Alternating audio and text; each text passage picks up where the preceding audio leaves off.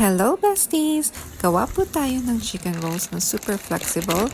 Siyempre, present po yung ating tofu. Healthy na po siya at nakakapagparami din po siya ng gawa. Malaking tulong nga po yan para medyo makatipid-tipid para sa mga budgetarian na katulad ko.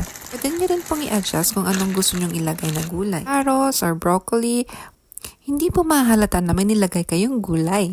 Ginagawa ko nga po ito ng maramihan kasi medyo po may effort sa paggawa at saka para may stock na po at madali na magluto next time.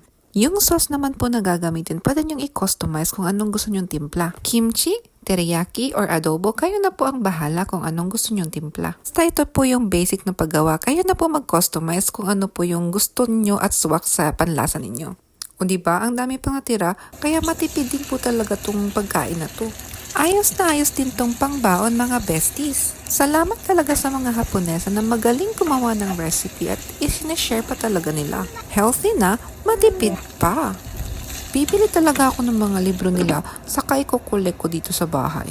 Napakarami nating matututunan for sure dun sa mga librong yun. O ayan na, solve na naman ang ating hapunan at baon mga besties. See you in our next meal.